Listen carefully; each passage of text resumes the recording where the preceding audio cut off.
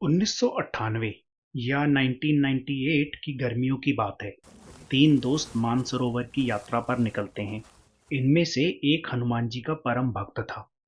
उसके दोस्तों की माने तो उसे इस बात को जानने की अत्यंत जिज्ञासा थी कि आखिर हनुमान जी का असली स्वरूप क्या है, वे कैसे दिखते हैं, क्या वे अभी भी पृथ्वी पर हैं, और अगर हैं तो कहाँ हैं। जिज्ञासु इतना कि यहाँ तक कि उसकी मानसरोवर की यह यात्रा कुछ अनसुलझे सवालों का जवाब तलाशने की कई कोशिशों में से एक थी।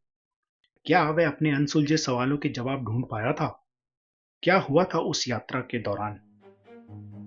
बताते हैं कि यात्रा के बाद एक दिन वो तीनों दोस्त मानसरोवर तालाब के पास पहुंचे।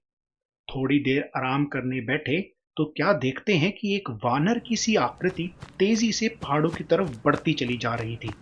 तीनों दोस्त खड़े हो आनन फानन में उस आकृति का पीछा करने निकल पड़े। पर हुआ वही जो आप सभी सोच रहे हैं। इतना आसान कहाँ था। वह आकृति उनकी नजरों से ओझल हो चुकी थी और रह गया था तो एक और अनसुलझा सवाल। पर वह दोस्त भी कहाँ हार मानने वाले थे। जवाब ढूंढने के लिए उन्होंने आसपास के पहाड़ों, गुफाओं, पेड़ों पे और इधर-उधर तलाशना शुरू कर दिया। शायद अभी उम्मीद हारी नहीं थी। अभी कुछ समय ही बीता था कि उनमें से वह व्यक्ति जो हनुमान जी का भक्त था ना, उसे एक गुफा में से बहुत तेज रोशनी आती दिखाई दी और उसी रोशनी का पीछा करते हुए वह गुफा के अंदर जाता चला गया। क्या थी वह रोशनी? यहाँ कैसी रोशनी? सवाल कई थे।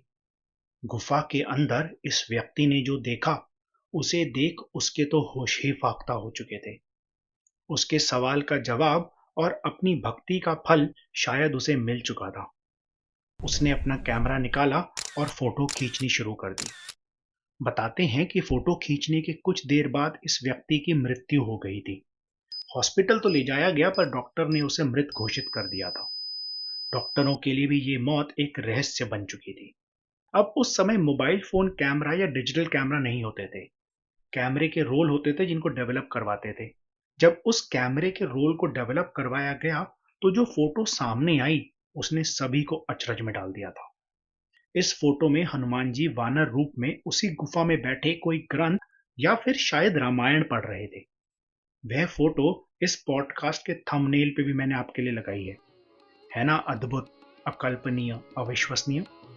तो अष्ट चिरंजीवियों की कहानी सीरीज के दूसरे पार्ट में हम सुनेंगे हनुमान जी के चिरंजीवी होने की और अभी भी इस पृथ्वी पर होने की कहानी। तो महाभारत और रामायण के बाद सभी देवी देवता अपने लोक लौट गए और इसके प्रमाण भी हैं।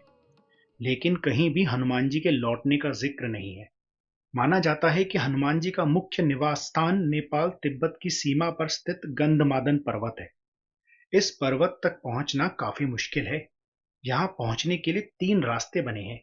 पहला रास्ता नेपाल के रास्ते मानसरोवर से आगे, दूसरा भूटान की पहाड़ियों से आगे और तीसरा अरुणाचल के रास्ते चीन से होते हुए जाता है। पर हाँ, ये तीनों रास्ते अत्यंत दुर्गम और लंबे हैं। कहते हैं कि आज भी कहीं रामायण का पाठ होता है ना, तो हनुमान जी किसी ना किसी रूप में जरूर आते हैं। खैर, क्या आपने मातंग आदिवासी समूह का नाम सुना है? यह आदिवासी समूह श्रीलंका के जंगलों में रहता है और बाहरी समाज से पूरी तरह कटा हुआ है। इनका रहन सहन और पहनावा भी बेहद विचित्र है। कोई आम व्यक्ति उनकी भाषा भी समझ नहीं सकता। इस समूह की माने तो प्रत्येक 41 ईयर्स के बाद हनुमान जी आज भी इस समूह के लोगों से मिलने आते हैं। सेतु एशिया नाम का एक आध्यात्मिक संगठन है। वह संगठन इस आदिवासी समूह पर अध्ययन कर रहा है। बताया जाता है कि आखिरी बार 27 मई 27 मई 2014 को हनुमान जी मातंग समूह से मिलने आए थे। और तो और अब हनुमान जी वर्ष 2055 में फिर से इस समूह से मिलने आएंगे। मातंग आदिवासी विभीषण के वंशज माने जाते हैं जो अभी भी इस विशेष क्षेत्र में रह रहे हैं। खैर, दक्षिण भारत के कर्नाटक में पंपा सरोवर के पास मातंग ऋषि का एक आश्रम है। आपको पता है ये वही आश्रम है जहां हनुमान जी का जन्म हुआ था।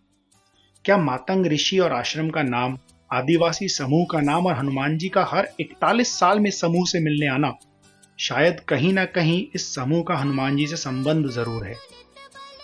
रामायण की एक और कथा काफी प्रचलित है। लंका पर विजय प्राप्त कर जब प्रभु राम लौट रहे थे, तब उन्होंने अपने सहयोगियों को उपहार दिए। जब हनुमान जी से श्री राम ने पूछा कि हे हनुमान, मैं आपको क्या उपहार दूं, तो हनुमान जी ने जवाब में कहा, यावद राम कथा वीर चरिष्यते महीतले, तावत् शरीरे वत्स्युन्तु प्राणामम न संशय। अर्थात, हे वीर श्री राम, इस पृथ्वी पर जब तक राम कथा प्रचलित रहे, तब तक निस्संदेह मेरे प्राण इस शरीर में बसे रहें। जवाब में श्री राम ने आशीर्वाद देते हुए कहा, एव में तत् कपिश्रेष्ठ भविता नात्र संशय, चरिष्यति कथा यावदेशा लोके च मामिका तावत् ते भविता कीर्ति शरीरे प्यवस्थता, लोका ही यावत् स्यासन्ति तावत् स्थासन्ति में कथा।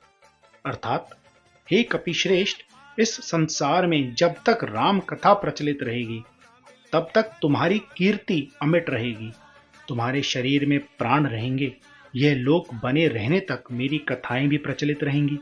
निस्संदेह ऐसा ही होगा। हनुमान जी के चिरंजीवी होने की एक कथा यह भी प्रचलित है कि जब हनुमान जी ने माता सीता को लंका में अपनी पहचान स्वरूप श्री राम की अंगूठी और संदेशा दिया था, तभी माता सीता ने हनुमान जी को चिरंजीवी होने का आशीर्वाद भी दिया था। शायद कई लोगों के लिए यह यकीन करना मुश्किल हो, पर मेरे अपने कुछ अनुभव ऐसे हैं जिनसे हनुमान जी की मौजूदगी का आभास होते रहता है। हाँ, मेरा विश्वास भी हर बीतते वक्त के साथ और मजबूत होता रहता है। हनुमान जी आप और आपके परिवार पर अपना आशीर्वाद बनाए रखे, इसी प्रार्थना के साथ अभी के लिए आपसे विदा लेता हूँ। उम्मीद करता हूँ आपको ये एपिसोड पसंद आया होगा। बोलो पवन पुत्र हनुमान की जय।